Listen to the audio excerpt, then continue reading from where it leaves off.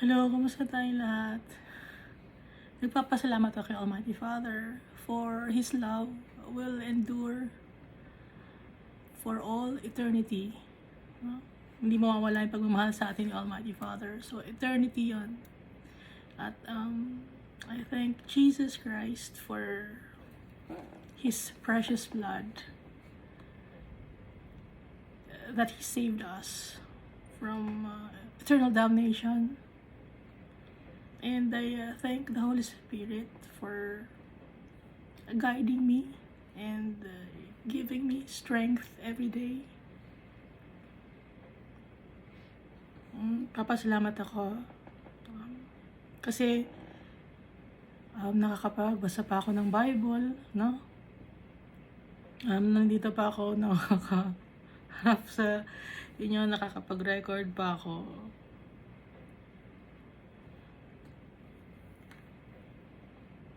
Every day na pinalalakas tayo ni Almighty Father, Jesus Christ at ang Holy Spirit. So, kahit powerful si Almighty Father, powerful din si Jesus Christ, powerful din ang Holy Spirit, tulong-tulong pa rin sila para sa ating lahat. Hindi sila nagsasawa. Pero syempre, no? Dapat lagi tayong hihingi ng tawad kay Almighty Father at kay Jesus Christ dahil sa mga kasalanan natin. Minsan hindi natin na sinasadya na nagkakaroon tayo ng kasalanan, no? Kaya lagi tayong hihingi ng forgiveness kay Jesus Christ at kay Almighty Father. Dahil si Jesus Christ, nagpapatawad din siya ng kasalanan ng tao. He has the power to forgive sins. Di ba nabasa natin yon sa New Testament? Kaya si Jesus, God din siya.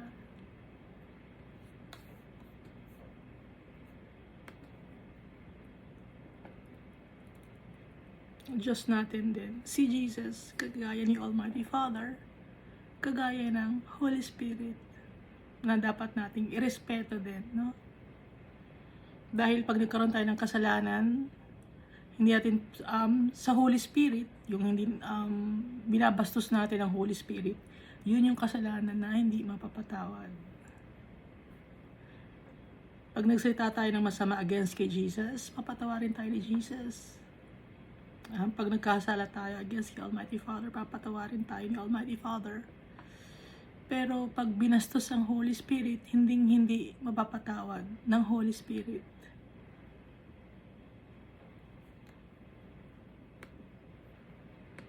Last time na ang binasa natin was Isaiah chapter 1. Pero, i-recap muna natin or isa-summarize natin yung itong Zechariah. Dahil hindi natin na-summarize last time, ang binasa natin was Isaiah chapter 1. So, balik muna tayo sa Isaiah. Lahat ng chapters ng balik tayo ng Zechariah, lahat ng chapters ng Zechariah i-summarize natin, no? So, sa chapter 1 ng Zechariah, binabanggit dito na, sabi ni Almighty Father, "Return to me, and I will return to you." Bumalik kayo sa akin, para babalik ako sa inyo. So, makikita natin doon na tayo dapat ang mauna. Kasi, hindi ni Almighty Father ipipilit yung sarili niya sa atin. Yung sa prodigal son, di ba? Ang naunang nag-take ng initiative or naunang nagdesisyon na umuwi sa kanyang tatay ay yung anak. Nag-aantay yung tatay. So tayo yon, yung anak na dapat bumalik tayo sa tatay natin kasi nag-aantay yung tatay natin. At nabanggit din sa chapter 1 ng Zechariah, yung 4 horns. Yung 4 horns, yun yung nasa book of Daniel na kingdom or empire. Yung Babylonian Empire, Persian Empire, Roman Empire, and yung parating na empire. Yun yung yung four horns na naghihikayat sa tao na gumawa ng kasalanan. Kasi meron silang idolatry, tapos yung government nung time na yon, inaalaw nila yung kasalanan na lumaganap. Hindi na sinusunod si Almighty Father, kundi may sarili silang sinasamba. Kaya yung mga tao na palayo kay Almighty Father.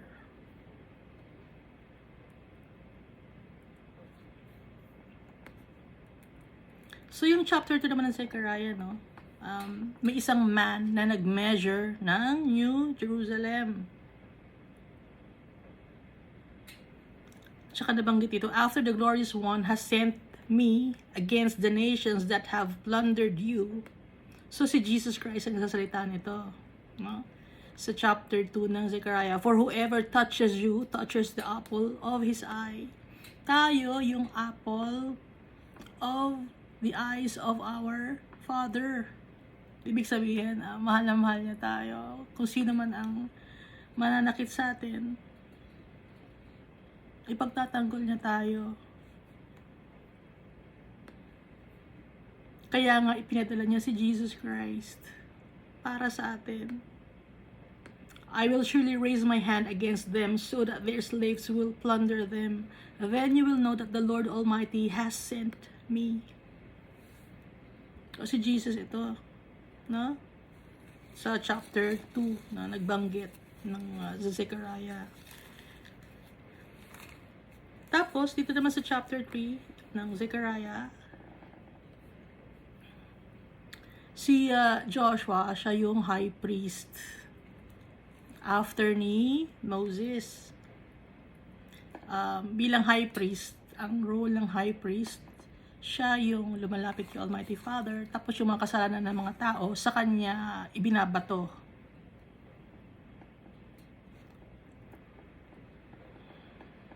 Siya ang umaako, yung high priest. Pag may kasalanan ng mga tao, inaako ng high priest yun.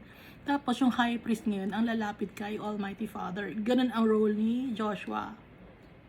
Kaya yung damit ni Joshua was filthy, madumi, dahil sa kasalanan ng mga tao. At the same time, si Joshua, tao rin siya, makasalanan din siya. Kaya madumi ang ganyang damit. No? Pag sinabing damit, yung gawa natin, madumi. Pero, si Almighty Father, bibigyan niya tayo ng bagong damit.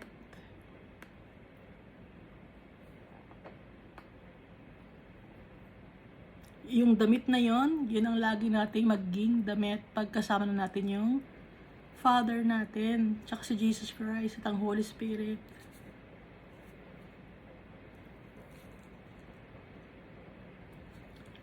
Literal na damit yon na malinis, at saka yung puso natin, ibig sabihin malinis na rin, lilinisin din ni Almighty Father. Ganun yon, no? Tapos dito naman sa chapter 4 ng Zechariah, binabanggit yung gold lampstand, yung lampstand na may 7 lamps at merong bowl sa ibabaw. At binanggit yung 2 olive trees na nasa gilid ng lampstand. So, kung nakakita na kayo ng menorah, yung lampstand kasi menorah siya, no? Kung ma-search nyo sa internet, menorah siya. Tapos meron siyang 7 na lalagyan ng candle or parang ilaw.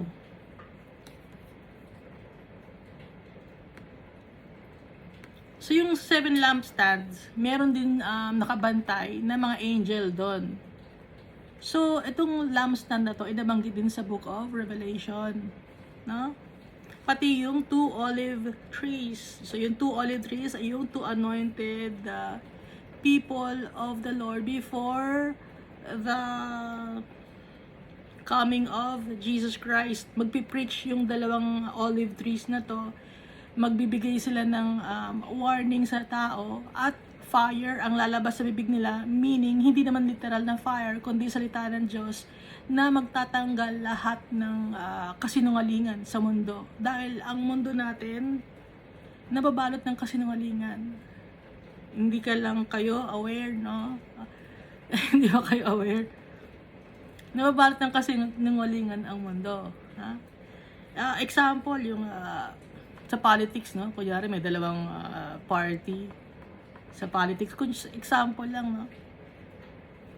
Magkakakilala naman sila eh. Kunyari magkaaway. Magkakamag-anak sila, ganon, by marriage or by blood, or konektado sila, ano sila, yung mga ninong, may connection, magkakakonektado sila. Okay. Minsan may tumatakbo, mag-ama, di ba? Magkalaban sa eleksyon, mag-ama sa isang pwesto, mag-ama. Kunyari, magkaaway. Pero ang totoo, sila rin yun, na so yun ay isang form of kasinungalingan dahil sila rin yun. At saka, huwag na tayong lumayo na dito lang sa ating, kunyari, barangay, gano'n, puro bribery, or hindi patas ang laban, or sa business, substandard yung mga items na binibenta, or overpricing, gano'n. Puro kasinungalingan ang mundo. Gumagawa ng dahilan, kunyari, para makalusot. Kahit bangko, no? Gagawa ng dahilan para makalusot, gagawa ng law, no? At may lobbying. Kung alam niyo yung lobbying, hindi ko alam kung alam niyo yon. So, wala namang nangyayari, di ba? May nangyayari bang aksyon? Wala rin. Kasi, magkakakampi lang din sila, no? Ganun yon. Magkakakuntsaba. Ganun ang mundo. Example, tapos product na ano bang kunyari? Kunyari tissue, magkalaban sila ng item, kunyari tissue. Hindi, mas maganda yung tissue namin. Tapos para lang magkaroon ng competition, kunyari tataasan nila ang presyo. Okay? Mas maganda yung amin, tataasan ko yung presyo. Tapos isa naman, hindi, mas maganda yung amin, mas tataasan ko naman yung presyo. Kunyari, ganun. Pero totoo, magkakakonsyaba sila na gusto lang na itaas yung presyo. So, punong-puno ng kasinungalingan itong mundo na to. Minamanipula tayo ng mga nasa taas, na mga nasa pwesto or mga mayayaman or kahit mahirap, minamanipula rin tayo. Gagamitin naman nila ang kanilang kahirap. Mahirap lang kami eh. Ganon, di ba? Pero yung kagaya ng mga namamalimos, sindikato, no? Sindikato sila. Tapos yung iba naman, sa ibang bansa may mga namamalimos. Ang kotse naman, high-end, naka Mercedes na kotse, pero kunyari namamalimos siya. Puro kasinungalingan ng mundo, no? Ganon ang mundo. Kaya yung dalawang olive trees, dadating ito bago dumating si Jesus Christ sa kanyang second coming. Bibigyan ng warning ang mga tao. Tatanggalin nila ang blindfolds sa mata ng mga tao. Pero may mga iba na magagalit sa kanila. Maraming magagalit sa kanila kasi yung mga sinasabi nila, puros katotohanan na sasaktan yung iba. Na, bakit sinasabi mo yung ganyan mga bagay? Nagagalit, no? Parang naging pabigat sa kanila itong dalawang anointed by the Lord na olive trees, pabigat sa mundo.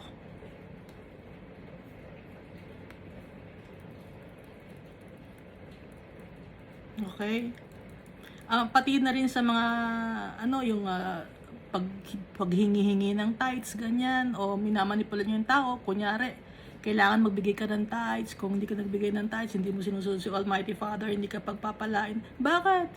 Hindi ka Levites, hindi ka Israelites. Tapos na yung old covenant, nasa new covenant na tayo. Okay? O, yun, isa sa kasinungalingan yun. Dahil sa Old Testament yun. Ang high priest, kaya, ulitin ko, kaya may tithes para sa high priest. No? Ang high priest na natin ngayon, sino na? Si Jesus Christ ang high priest natin. Hindi lang 10% ang gusto ni Jesus Christ, kundi buong pagkatao natin, hindi pera. Ngayon kung tutulong ka sa tao, it's because it's the result of your faith in Christ and you love the Lord and you love also the people dahil yun ang utos ni Almighty Father sa atin. At yung kingdom ni Jesus Christ will be established and will never end. Siya yung man na ipapanganak sa earth. Kaya nga, Zerubbabel, ibig sabihin ng Zerubbabel, pinanganak, Zerubbabel ba yun?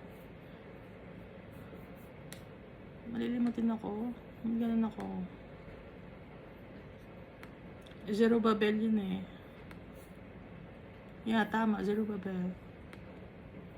Man, ibig sabihin ng man na pinanganak sa Babylon. Babylon symbolizes the world or mundo or earth.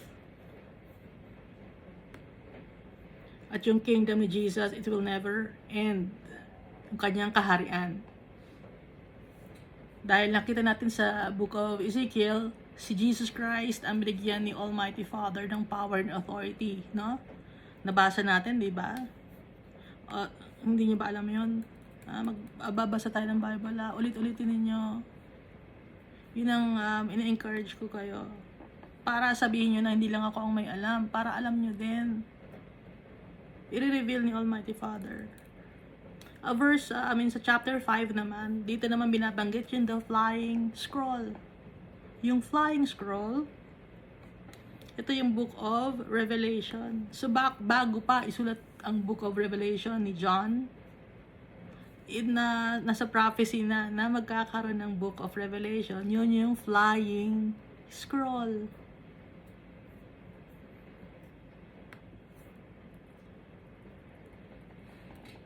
And he said to me, this is the curse that is going out over the whole land, for according to what it says on one side, kasi yung book of Revelation, meron siyang warning, no? May warning sa Revelation chapter 22 na kung sino man ang magtatanggal ng mga words dito sa book of Revelation, tatanggalin din ang name niya sa Lamb's book of life. So yun yung one side. Every thief will be banished. No? For according to what it says on one side, sa kabilang banda, every thief will be banished. Pag nagtanggal ka, anong ginawa mo? Nagnakaw ka, no? Tinanggal na mo yung words. Yung book of Revelation, may tinanggal ka. So, isang form of yon, thievery or pagnanakaw. So, every thief will be banished. Tatanggalin ang name sa Lamb's book of life. And according to what it says on the other naman, everyone who swears falsely will be banished.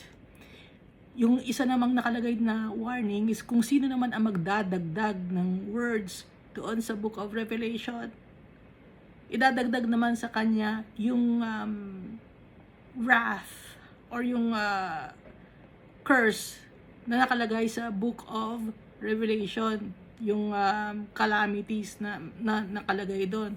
So, yun naman ay isang everyone who swears falsely, parang didagdagan mo kasi, no? It's a perjury, will be banished. The Lord Almighty declares, I will send it out and it will enter the house of the thief and the house of anyone who swears falsely by my name. It will remain in that house and destroy it completely, both its timbers and its stones. So yun yung book of Revelation. Yung flying scroll. And then, yung basket na naglalaman ng isang babae na nakita ni Zechariah sa kanyang vision. May babaeng doon sa loob That's harlotry yun. Babylon yun. So yung Babylon, yun yung mundo, kaya babae, mundo siya. Okay? Basket, dala-dala ng dalawang babae. So yung dalawang babae naman na yun na parang may pakpak ng stork, nabasa natin sa Ezekiel, si Ohola, tsaka si Oholiba. No? Yun yung dalawang women na Jews and non-Jews. Ibig sabihin, Gentiles and Jew, inalagaan yung kasalanan ng mundo. Okay? Itinakbo. So, alam natin na yung babae is na harlot, na nasa basket. Nasa Book of Revelation din yun. Yun yung Babylon. Na yung Babylon, yung ang buong mundo yung Babylon. Hindi lang yung lugar sa Babylon, ha? Buong mundo yun. Dahil lahat tayo, makasalanan, corrupted lahat ng tao. Kahit nagsasabi ang mga tao na Christian ako, or may mga nagpipreach dyan na Christian ako, pastor ako, or leader ako ng religious group, corrupted.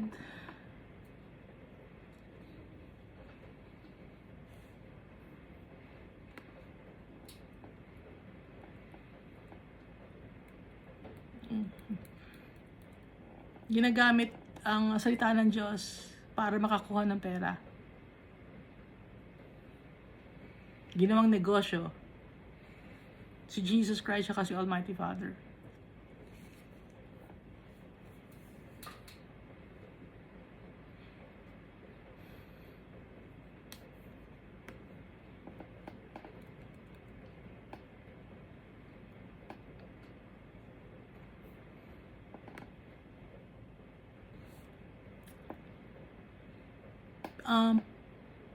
Hindi takot yung demonyo na pumasok sa mga sa mga lugar na pinag-uusapan ang salita ng Diyos. Hindi takot.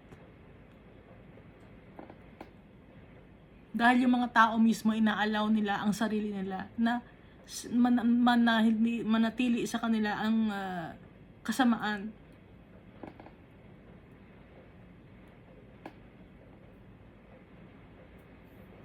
Dito naman sa chapter 6, binanggit yung 4 chariots with horses. Na binanggit din sa Book of Revelation, yung mga kabayo, no? Na nakita sa vision ni John the Evangelist or John the Beloved. Yung 4 chariots or 4 horses na red, white, black, and dappled.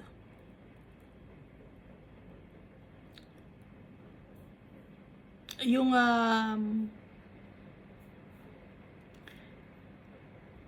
may kanya-kanyang gawain yung bawat horse na yun, ano? Yung white, yung black, yung red, tsaka yung dappled.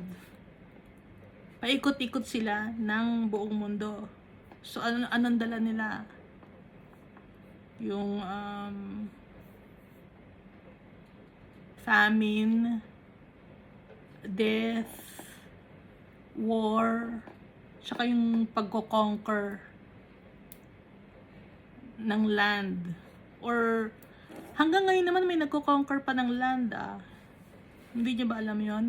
May nagko-conquer pa ng land. May sinasakop. Hanggang ngayon may sinasakop na bansa.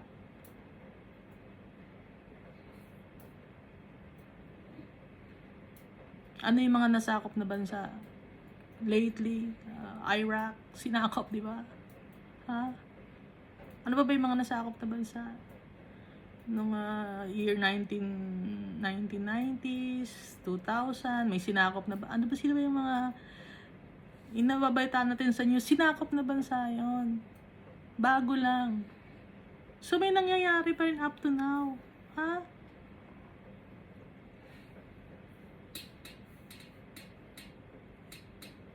So gumagana na tong 4 horsemen. At may mga calamities na rin. May mga flood, lindol, volcanic eruption. Tinatakot ko ba kayo? Ha? Kung nangyayari, natatakot ba kayo sa nangyayari?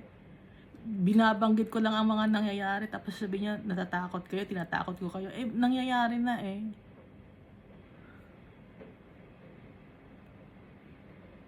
Dahil nakalagay sa Bible. At may mga death, no? Yung mga plagues. Yung plagues, sakit, nakalat. Ano bang mga sakit na kumakalat? Diabetes, katabaan, no? Papapalitan ko. Ang katabaan pala, sakit pala yun. No?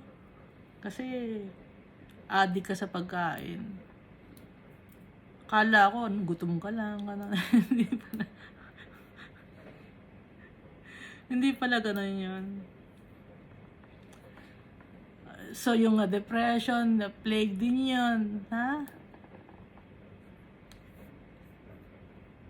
Hindi na kailangan pang yung mga, anong tawag din, anong sakit yung dumapo dati daw sa mga tao. Tapos nagpalagay ng gamot yung mga tao. Hindi na kailangan ng ganun dahil araw-araw ang daming nangyayari.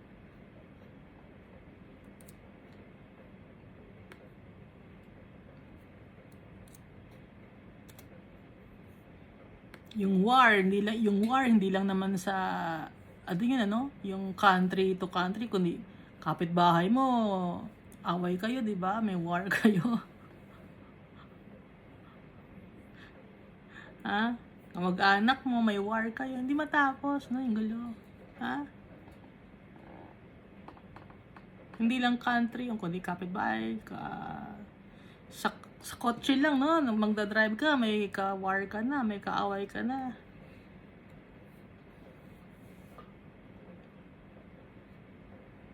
Hindi lang kasi maintindihan ng ibang mga tao kasi yung utak nila, maikli lang ang pang-inawa nila.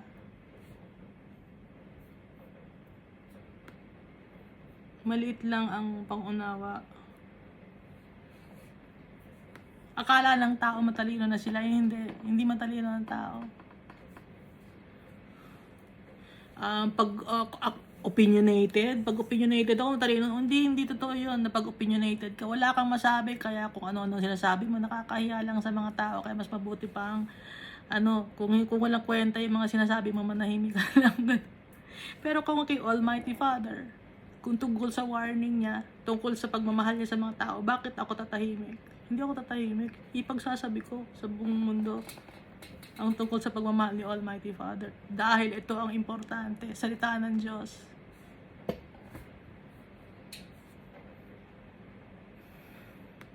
Salita ni Almighty Father, salita ng may-ari ng kaluluwa ko.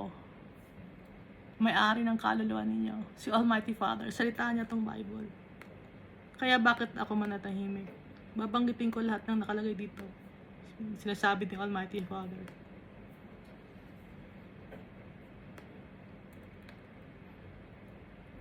Pero kung tungkol lang sa walang kwentang bagay, no?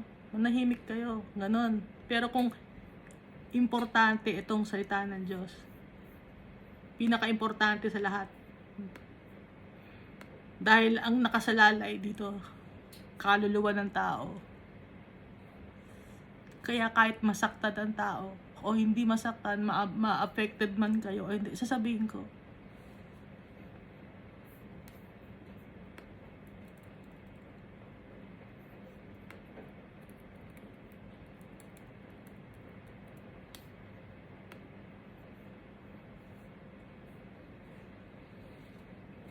Dito naman sa chapter 6, no?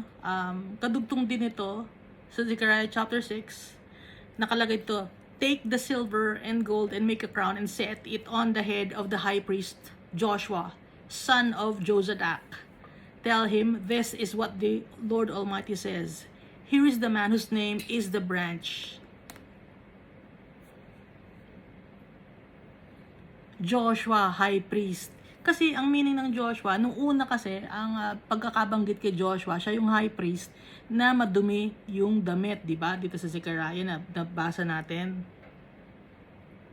No? Na sinisimbolo na noon yung kasalanan natin, no? Sa chapter 3. Tayo to.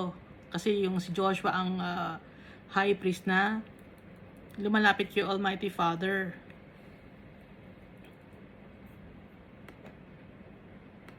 Para malinis ang kasalanan ng mga tao. Lumalapit ang mga tao sa high priest. Kahit hindi pa si Joshua yun, kundi si Joshua lang kasi yung ginamit na example ni Almighty Father.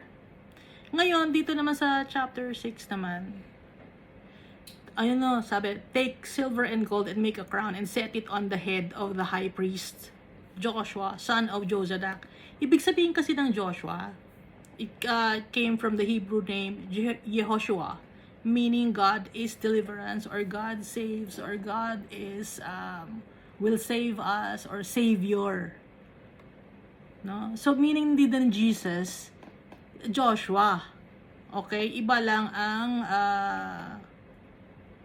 ang mga letters, pero same din ang meaning. God is deliverance or Savior. Kaya dito, lalagyan ng take the silver and gold and make a crown and set it on the head of the high priest. Si Jesus, ang high priest natin. Here is the man whose name is the branch. So si Jesus ang the branch, and he will branch out from his place and build the temple of the Lord. It is he who will build the temple of the Lord, and he will be clothed with majesty and will sit and rule on his throne. So si Jesus, yung the branch, at si Jesus din yung binabanggit na Joshua dito sa chapter 6. Pero sa chapter 3, ang sumisimbolo naman kay Joshua doon ay ang high priest o yung mga tao na daladala ang kasalanan ng daladala ng high priest ang kasalanan ng mga tao. No? Naiintindihan ba ninyo?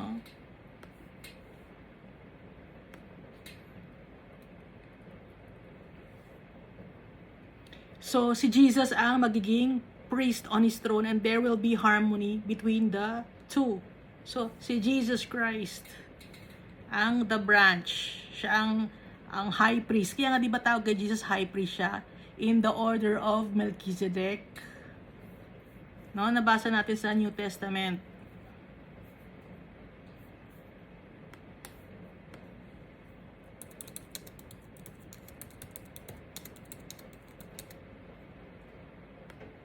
Anong verse yun?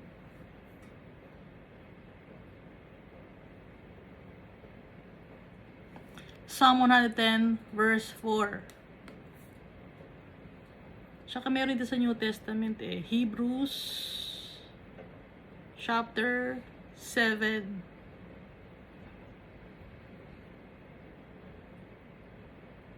Psalm 110 tsaka sa Hebrews chapter 7 verse 17. Bakit natin alam? Nakalagay, di ba? Kasi nagbabasa tayo ng Bible. Ngayon, ba't hindi nyo alam? Hindi kasi kayo nagbabasa ng Bible. Nagbabasa ba kayo ng Bible? Magbabasa kasi tayo ng Bible, no? Kasi baka nagtataka kayo, nag-iimbento ako. Hindi ako mag-iimbento. Bakit ako mag-iimbento? Ha? Wala akong mapapala sa pag-iimbento. At hindi ako naghihingi ng bayad sa inyo. Hindi ako naghingi ng kung ano-ano naman sa inyo. Binabasa ko kayo ng Bible. Kung gusto niyo magbasa rin kayo ng sarili niyong Bible on your own, hingin natin ang guidance ng Almighty Father para maintindihan ang Bible.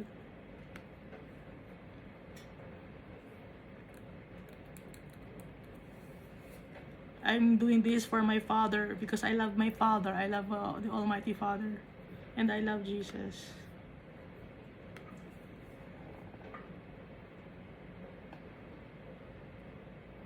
Ito ba ba yung pagkakait ko, pagbabasa ng Bible sa tatay ko, kay Almighty Father? Binigay na lahat ng Almighty Father sa atin ng lahat.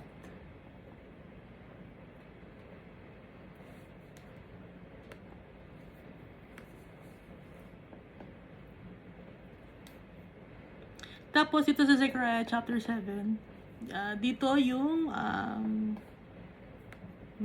nagtatanong, no, yung mga tao, magpa-fast ba kami? Ang sabi ni Almighty Father, when you eat, sino ba ang nabe-benefit pag kumakain ka? Di ba kayo? Pag nagpa-fast kayo, sinong nabe-benefit? Kayo. Kasi si Almighty Father, holy siya. No? Holy siya. Kaya ang nabe-benefit pag nagpe-pray tayo at pag nagfa-fast, yung tao. Kaya tayo magpe-pray. Kasi tayo, makasalanan tayo, kailangan natin si Almighty Father.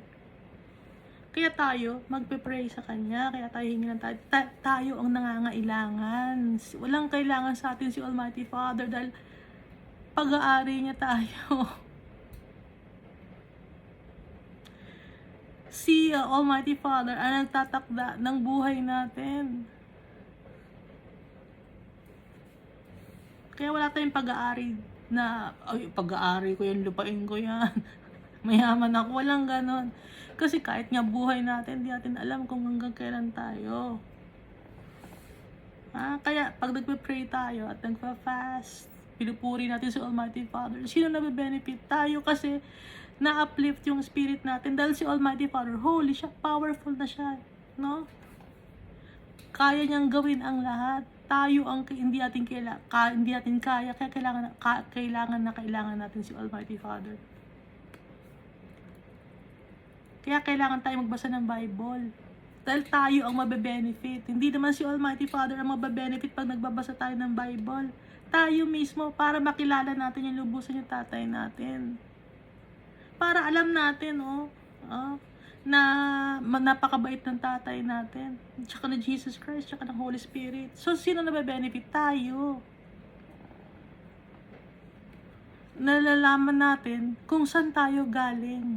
Nalalaman natin kung saan tayo papunta. Kaya kailangan tayo magbasa ng Bible. Dahil si Almighty Father, alam na niya, tapos na ang mundo na to. Tapos na may Book of Revelation na nga eh. Alam na niya yung kahihinat na ng mundo na to.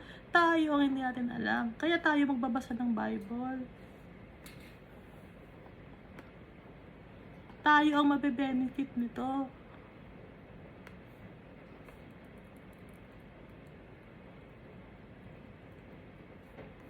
Sa chapter 8 ng Zechariah, this is what the Lord Almighty says. A summary lang to kaya nagbabasa lang ako ng mga hindi ko nilalagay kasi yung verse per chapter lang, no? So sa chapter 8 itong nakikita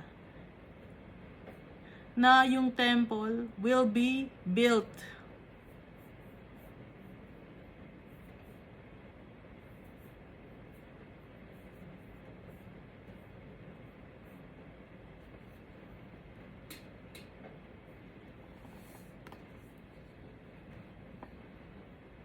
So, yung mga taong matitira, remnant ang tawag. Ibibigay ni Almighty Father ang inheritance sa mga remnant ng mga tao na nagtitiwala sa Kanya. Let your hands be strong so that the temple may be built. This is also what the prophets said who were present when the foundation was laid for the house of the Lord Almighty. Before that time, there were no wages for people or hire for animals. No one could go about their business safely because of their enemies. Since I had turned everyone against their neighbor, but now I will not deal with the remnant of these people as I did in the past. The seed will grow well, the vine will yield its fruits, the ground will produce its crop, and the heavens will drop their dew. Pagpapalain ni Almighty Father. Dati, pinabayaan yung Almighty Father tayo. Pero ngayon, ibabalik niya lahat. At yung inheritance, ibibigay niya sa remnant ng mga tao na magtitiwala sa Kanya. Kaya, maging strong tayo in the Lord. How can we be strong in the Lord? Praying, reading the Bible. Some of you may fast also. Yung pagpa-fasting, hindi, sabi niyo, hindi, nagda-diet ako, magpa-fast ako, hindi ganun. Yung pagpa-fast kay Almighty Father, ang gagawin mo, magbasa ka ng Bible, magpe-pray ka, hindi kayong diet, na ang goal mo ay diet. No, hindi yon, or dahil sa health mo, hindi yon ang goal mo. Kaya ka magpa-fast for your spiritual being, para sa spirit mo.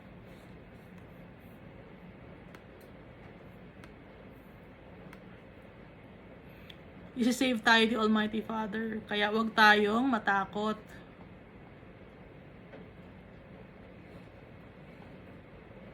Nung una, no, hinayaan tayo ni Almighty Father. Hindi siya nagbigay ng awa sa atin. Kasi nagalit siya sa mga ancestors natin. Pero ngayon, ibabalik ni Almighty Father yung kanyang awa at gagawin niya yung ibabalik yung kanyang pagmamahal. So now I have determined to do good again to Jerusalem and Judah. So Jews and non-Jews or Gentiles, do not be afraid. Ilang beses na sinabi ni Almighty Father, do not be afraid. Do not be afraid. These are the things you are to do. Speak the truth to each other. Sabihin nyo ang totoo sa bawat isa. And render true and sound judgment in your courts. Do not plot evil against each other and do not love to swear falsely. I hate all this. Sabi ni Almighty Father. Ayaw ni Almighty Father na sinungaling. Gusto ni Almighty Father lahat totoo.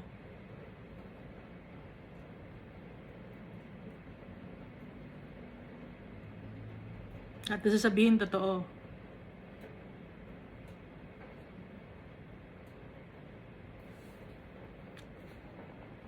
I hate all this, sabi ni Almighty Father.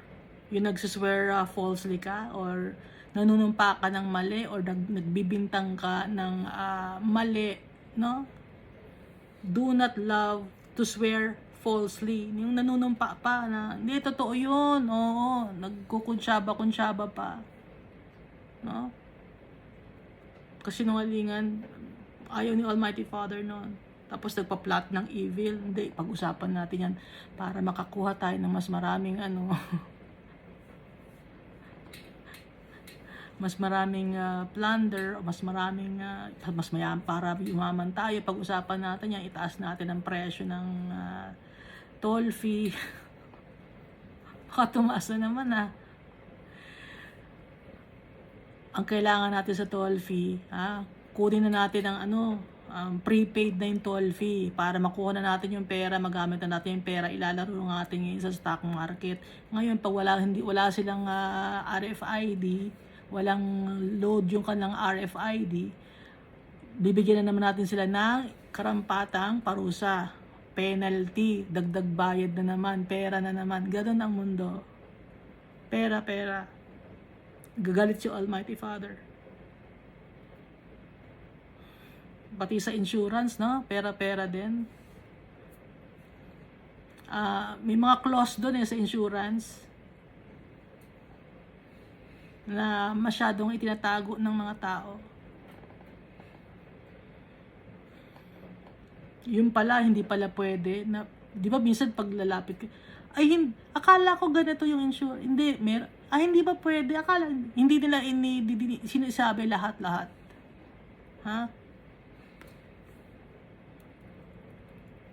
Plotting evil yon. Kasi hindi, wag natin sabihin yan. Wag natin i-focus yan. Dito tayo mag-focus doon sa maganda. Pero yung sa mga kontrata na pangit, wag natin wag natin banggitin. May ganon, yung sa mga kontrata.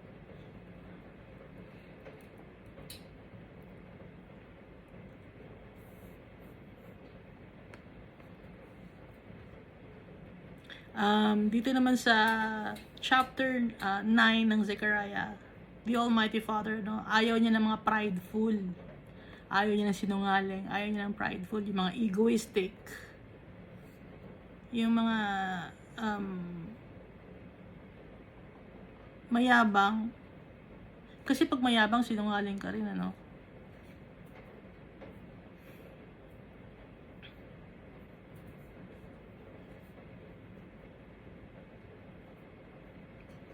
At dito rin binabanggit yung pagdating ni Jesus Christ.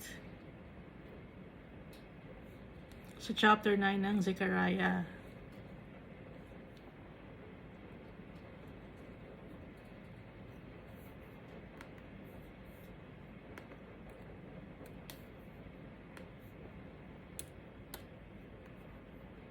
So sa Old Testament, laging nandun si Jesus Christ. Hindi nawawala si Jesus Christ.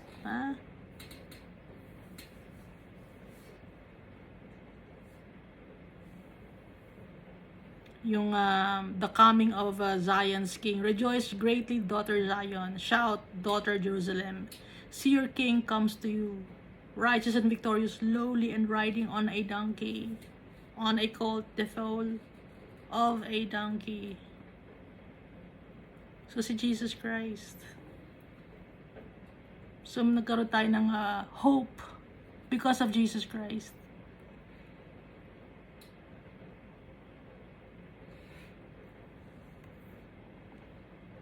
Kasi pagdating ni Jesus Christ, mapapatawad tayo sa kasalanan natin, hindi tayo mahihirapan, mawala na yung ating guilt. Dahil ang tingin na sa atin ni Almighty Father, magaganda na tayo. At naman nakalagay sa sa verse 17 of Zechariah chapter 9. The Lord your God will save his people on that day, as a shepherd saves his flock. They will sparkle in his land like jewels in a crown. How attractive and beautiful they will be. Grain will make the young men thrive, and new wine the young women. So nagiging attractive tayo, nagiging maganda tayo, malinis tayo sa paningin ni Almighty Father because of Jesus Christ. Dahil kung tayo lang sa itsura natin sa itsura natin, sa dami nating kasalanan, ang papangit natin, madumi tayo, tumitingin si Almighty Father sa puso, no? Kahit sa panglabas na kanya, hindi maganda yan, madumi yan. Kita ni Almighty Father. Kaya lang tayo magiging maganda sa paningin ni Almighty Father because of Jesus.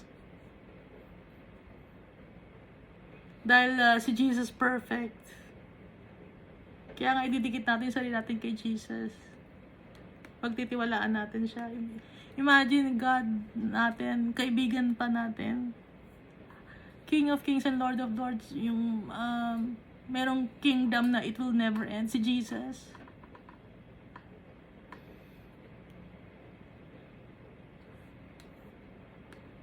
We're so blessed. Kaya magpasalamat tayo kay Almighty Father sa kanyang pagmamahal. Hindi tayo blessed because marami tayong, nakikita ko kasi sa social media, I'm so blessed. Tapos papakita yung mga material things. No? Hindi yon ang totoong blessed. Ang totoong blessed, yung kasama natin yung tatay natin, tsaka si Jesus Christ. Yun ang totoong blessed tayo. Pag pinagpapala tayo, hindi yung material things na nakikita natin. Maikli lang kasi nga ang utak natin, mailiit lang ang utak natin, hindi natin maintindihan. Ang totoong blessed, yung kasama natin tatay natin, tsaka si Jesus. Dahil yung mga material things nasisira, nabubulok, hindi yun maaasahan, walang kwenta.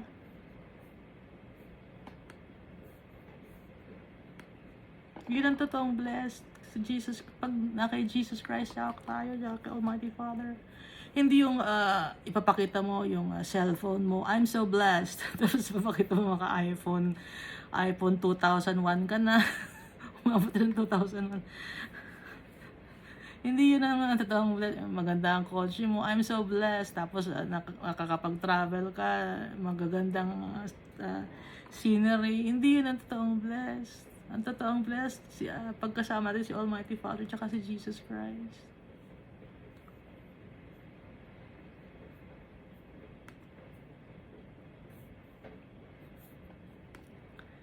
Dito naman sa Zechariah chapter 10, in Zechariah chapter 10, yung mga shepherd naman, alam niyo na yung mga shepherd, di ba? Yung nag-aalaga sa mga flock. So, sino yung mga flock? Tayo.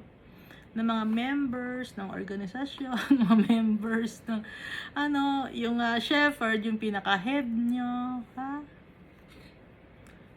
Unhealthy, spiritually speaking, yung mga members. Bakit unhealthy? Kasi yung shepherd, walang pakialam sa kanyang mga flock. Nagkalat na yung mga tao, hindi na pinagsasabihan ng masama. Ang isinasabi lang ng shepherd, yung tungkol sa blessing, magbigay kayo at kayo ay bibigyan ng siksik-ligliga tumaapaw, ng 10%, wala tayong building, may babayaran tayong kuryente. Yun ang laging mukhang bibig ng shepherd ngayon, ha? Ewan ko lang noong time dito, baka gusto hingi ng nagpapataba lang yung mga high priest, no? Or yung priest ng time na to. So, kaya nga galit si Almighty Father sa mga shepherd. Kaya ang gagawin ni Almighty Father, no? Ginawa na niya, pinababa na niya si Jesus Christ. Ngayon, para si Jesus Christ ang ating shepherd. Siya ang ating high priest, siya ang ating susundin. Kaya nga ang shepherd, di ba, yun ang sinusundan mo kung saan ka pupunta. Taas tayo yung mga flock, kung saan dumadaan si Jesus, doon tayo dadaan.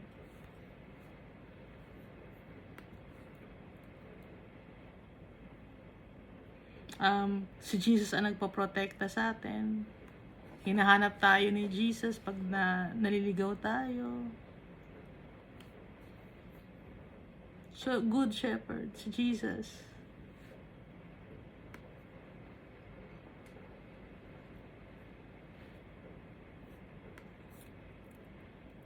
Tapos ito naman sa Zechariah chapter 11. Nagpayaman na yung mga shepherd. Ginamit yung flock. Hindi na naawa sa mga flock.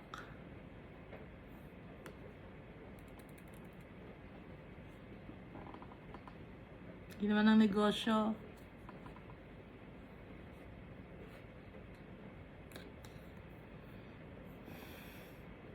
Ibinenta na yung mga tao. Hinayaan na sa kasalanan, basta lang makakuha ng okay lang yan. Ano bang may problema ba kayo? Ba't kayo nagkakasala? Sige, ang ipipreach natin ngayon hindi sa kasalanan, hindi yung tungkol sa kasalanan ninyo. Ang ipipreach natin yung tungkol sa mga blessings, yung magmahalan ng mga tao. Yun ang ipipreach natin. Hindi natin ipipreach yung galit ni Almighty Father, yung galit niya, yung mga tungkol sa mga kasalanan dahil baka ma-offend ang mga tao. Kasi may mga tao na gumagawa ng kasalanan, baka ma-offend sila, baka masaktan natin, hindi tayo magsasalita na masasama na makaka-offend sa mga tao tungkol sa kanilang kasalanan. Hindi natin sasabihin. Bakit hindi natin sasabihin? Si Almighty Father ang sasabi nito, bakit hindi natin sasabihin sa mga tao yung mga kasalanan? Kaya nagiging malakas ang loob ng mga tao gumawa ng kasalanan. Kasi yung mga leaders mismo, hindi nila binabanggit yung tungkol sa mga kasalanan na huwag gagawin. Ano ba yung mga kasalanan?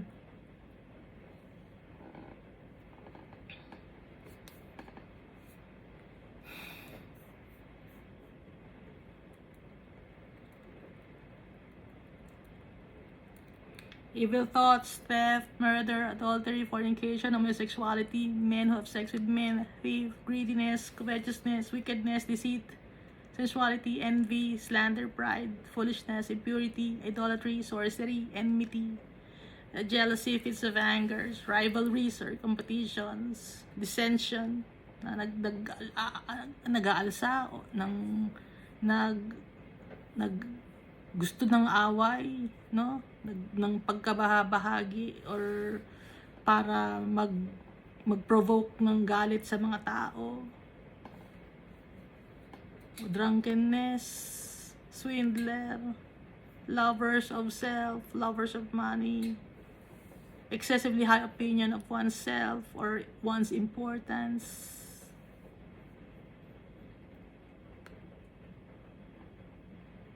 Very happy and pleased because of something you have or something you own or something you know. Yung arrogance yun.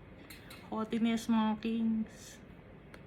Unholy, heartless, unappeasable, swollen with conceit, recklessness, lovers of pleasure rather than lovers of God, having the appearance of godliness but denying its power.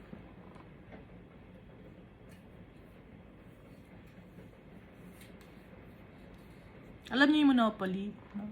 Akala niyo laro 'yan, 'di ba? board game Monopoly. Monopoly, kitang-kita naman sa word. Mono means one, poly means madami. Isa lang may-ari, pero madami ang pagmay-ari niya. Monopoly.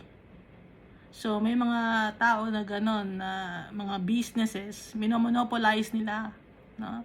Lahat na lang ng aspeto ng society, meron silang business doon kasi nga, greediness. Mono, one. Poly, madami. Isa lang ang may-ari, pero madami siyang pagmamay-ari. Greediness. Kontrolado niya lahat.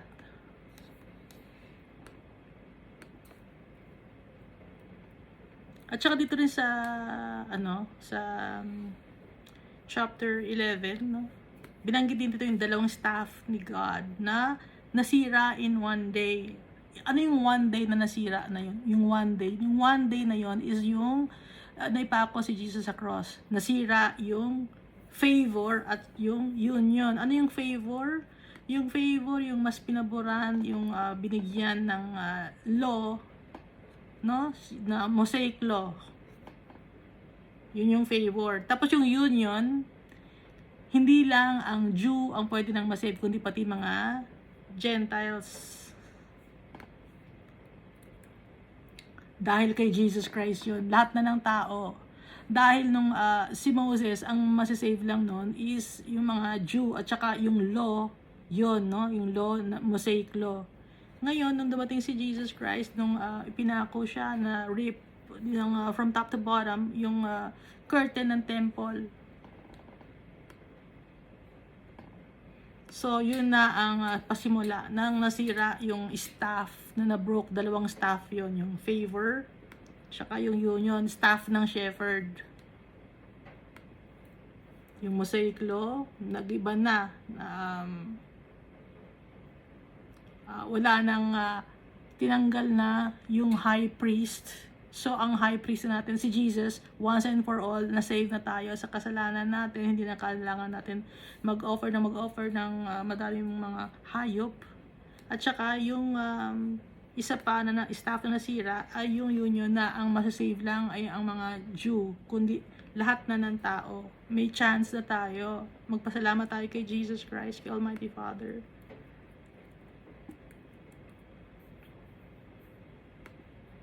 Tsaka sabi ni Almighty Father dito sa Zechariah chapter 11, woe to the worthless shepherd who deserts the flock. May the sword strike his arm and his right eye. May his arm be completely withered, his right eye totally blinded. Anong ibig sabihin nito? Kaawa-awa ang walang kwentang shepherd. Walang kwentang leader ng isang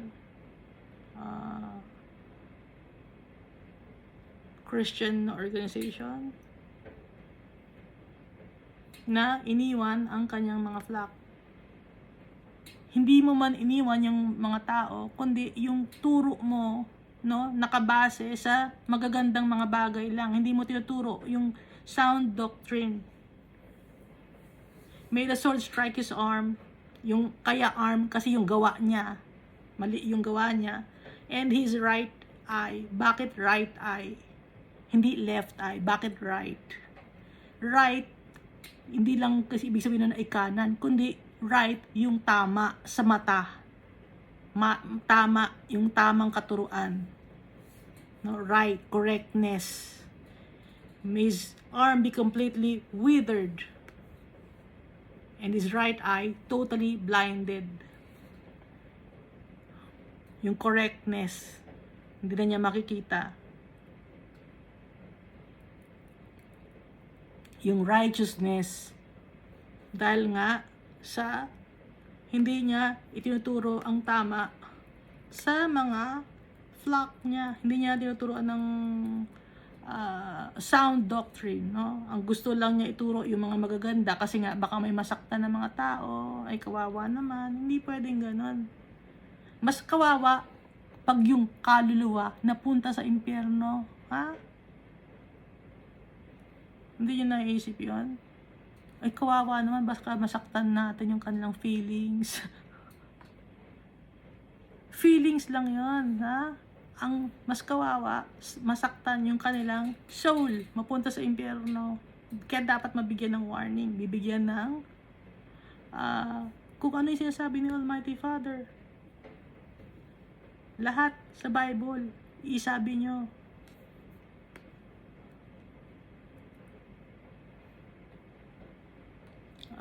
Wag daw magsalita kung makakasakit ng damdamin.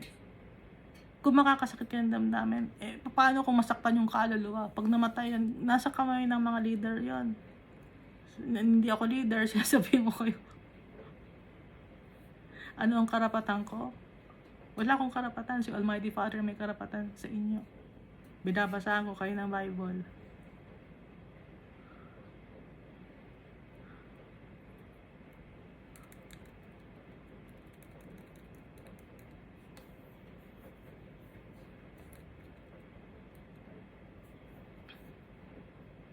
At dito naman sa Zechariah chapter 12, yung gospel, no?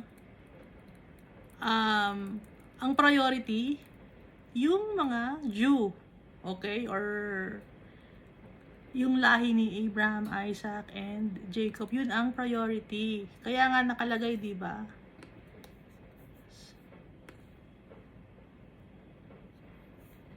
Hindi pwede na mas lamang. May nakalagay eh.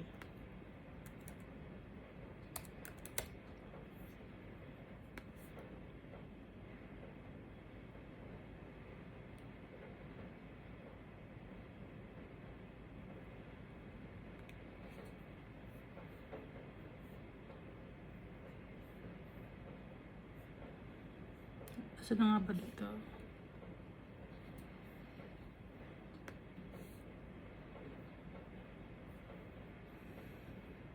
The Lord will save the dwellings of Judah first, so that the honor of the house of David and of Jerusalem's inhabitants may not be greater than that of Judah. Hindi dapat mas greater pa sa Judah yung honor ng house of David and Jerusalem's inhabitants. Anong ibig sabihin nito? Kaya nga yung sa Book of Revelation, yung 24 elders. Di ba yung 24 elders doon? Yung apostles, 12 apostles. And then yung other 12 elders pa, yun yung anak ni Israel. Si Benjamin, si Joseph, Manasseh, Gad, Asher, Issachar, Zebulun, Judah, sino pa ba? Levi, Reuben, no? So, yun yung 12 elders. So, 24 total yun. Galing sila lahat sa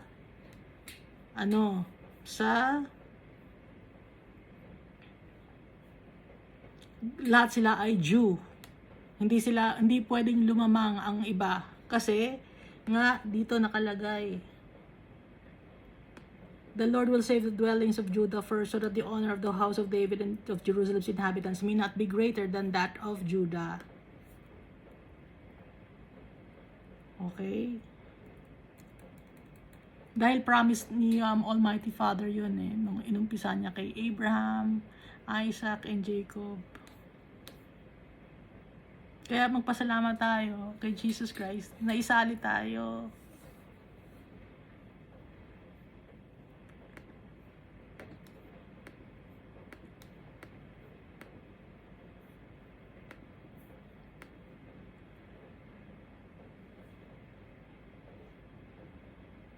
So ito naman sa chapter 13 ng Zechariah.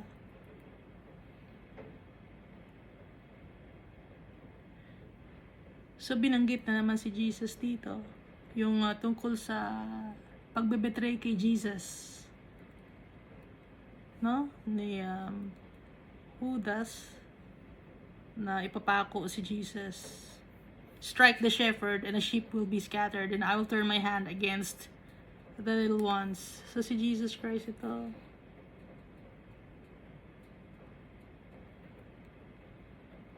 At saka binanggit din dito, in the whole land declares the Lord, 2/3 will be struck down and perish, yet 1/3 will be left in it. This third, or 1/3, I will put into fire. I will refine them like silver and test them like gold. They will call on my name, and I will answer them. I will say, they are my people, and they will say, the Lord is our God. So ito yung mga bilang ng mga tao na mapupunta sa heaven, 1/3 ng total number of people na nanirahan dito sa mundo. Halo-halo na lahi. Pero yung 144,000 na binabanggit sa Book of Revelation, lahi yon ng mga Jew, no? Lahi ng Israel yon. Sorry.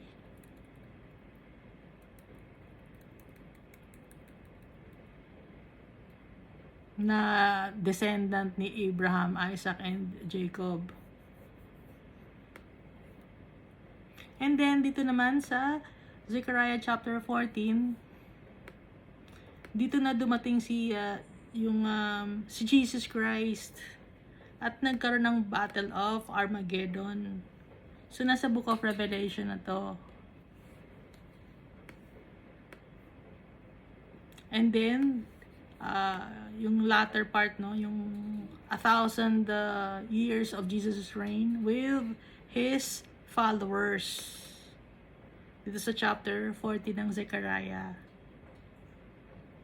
Baka magtanong na naman kayo, bakit hindi ninyo alam? Magbabasa nga, ulitin ko, magbabasa tayo ng Bible, ha? Para malaman din ninyo, ha?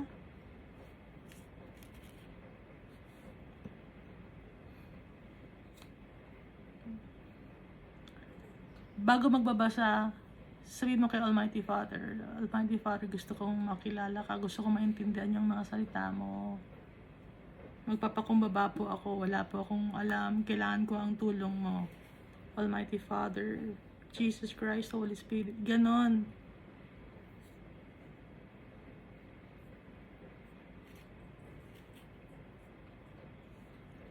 And then, so, ito na yung 1,000 years nang magre-reign si Jesus Christ with the followers. Tapos, ito yun din yung time na pag nag-reign na si Jesus Christ ang 1,000 years, yung dragon, itatapon siya sa bottomless pit. Naka-shackled siya, nakakadena siya, tapos dun siya sa bottomless pit na madilim. Doon siya, pero after 1,000 years, papakawalan siya. Doon naman papasok ngayon yung Battle of Gog and Magog. Kasi may mga remnants, may mga natira na 1/3 na, may natira na mga tao dito na hindi followers ni Christ, pero wala silang mark of the beast. Kaya nasa labas lang sila, hindi sila nakasama ni Jesus Christ na nagre-reign for 1,000 years. Ngayon, dumami na naman yung mga tao na yon. At sila ngayon, yung mga anak nila, sila na ngayon, sumama na naman sila sa King of the North, at saka King of the South, nag-away-away na naman, nasa Book of Ezekiel yon. And then yung Battle of Gog and Magog. Tapos, dun na yung, ito na yung last, no? Hindi binanggit dito sa Zechariah yung Battle of Gog and Magog. Pero, yung may binabanggit dito na yung Battle of Armageddon. Kasi kasama na ni Jesus Christ yung mga kanyang mga followers. Tapos, merong mga tao sa labas. No? May mga tao sa labas na hindi kasama ni Jesus na nagre-reign. So, yun yung mga anak ng mga tao na may mark of the beast. Kasi mga tao may mga mark of the beast, hindi na sila makakapunta in heaven at tinapon na sila sa lake of fire. Ngayon yung may mga anak, mga wala pang kamuwang-muwang bata pa, no, na dabuhay pa sila. Okay, sana naintindihan yung gusto kong sabihin. At may intindihan niyo yung sinasabi ko. Pag magbabasa tayo ng Bible, hihingin natin tulong ni Almighty Father, tsaka ni Jesus Christ, tsaka ng Holy Spirit. Ang lagi ko inuulit sa inyo yon. Hindi ko alam kung sino nanonood nito. Nanay ko lang ata. Mama, 19 naman sabi ko, mama.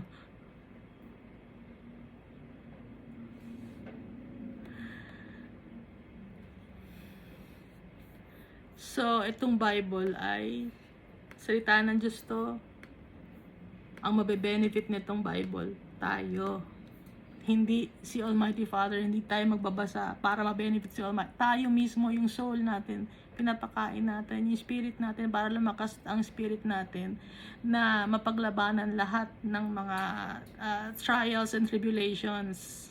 Pag lumakas ang lahat ng spirit natin na kaisa ng spirit ni Jesus Christ, ang Holy Spirit, tsaka ni Almighty Father, yung soul natin, no, ma-revive, mabubuhay, at makakasama ni Almighty Father. Babalik yung soul natin kay Almighty Father dahil yung spirit natin ay kaisa ni Almighty Father tsaka ni Jesus Christ tsaka ng Holy Spirit, malinis. Kaya makakabalik tayo yung ating soul kay Almighty Father na nag-create ng soul natin, nag-create sa atin, tatay natin.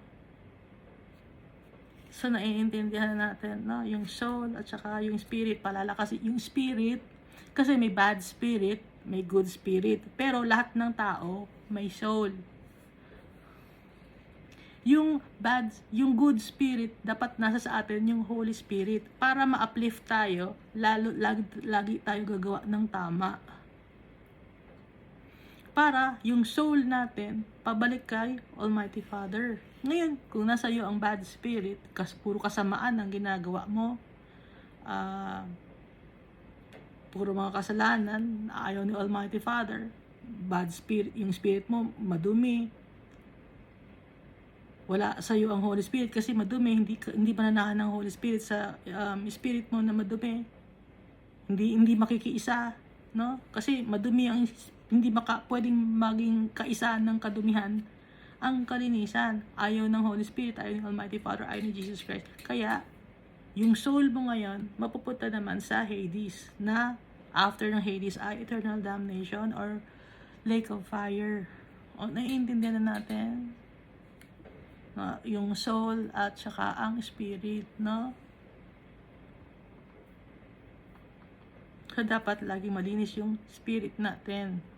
Yun yan, kaya magpe-pray tayo sa Holy Spirit, kay Jesus Christ, kay Almighty Father, para pagtagumpayan natin lahat. Kasi ng mga trials, tribulations, temptations,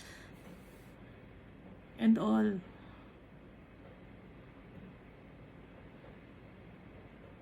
para yung soul natin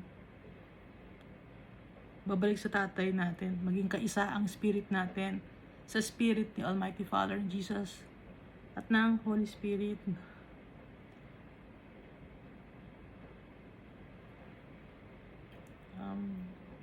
Dinededicate ko kay Almighty Father ito, kay Jesus Christ, at sa Holy Spirit, dahil hindi ko maiintindihan itong salita ni Almighty Father sa kanyang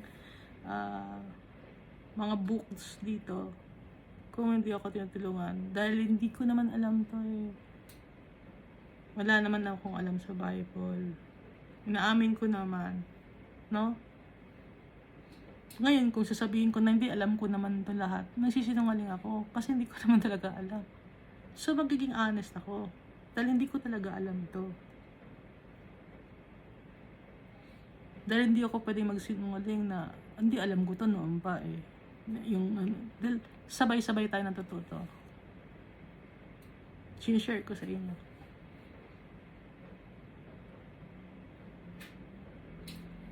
Kasi mahal kayo ni Almighty Father. Kung ako, bakit ba iswapang, masama yun, ay ni Almighty Father, nasa sopangin ko lang, no? Kaya kailangan i-share ko rin, no? Para mahalin ang kapwa-tao. Pinipilit ko naman na mahalin ang kapwa-tao. Dahil yun ang gusto ng tatay natin. Kaya sinishare ko rin yung natututunan ko, nalalaman ko, na ituturo din sa akin. Dahil hindi ako tutulungan ni Almighty Father. Kung yung sa sarilihin ko lang to, ako lang ang mabe-benefit. Ayoko ng ganun. Ayaw ni Almighty Father na greedy, na selfish. Dahil si Jesus, para sa lahat. Para ma-save tayo. Kailangan natin si Jesus. Para maging maganda ang tingin sa atin ni Almighty Father, maging attractive tayo kay Almighty Father. Dahil kahit anumang makeup ang lagay natin sa mukha natin, kung masama ang puso natin, wala sa atin, sa puso natin, si Jesus Christ, pangit tayo.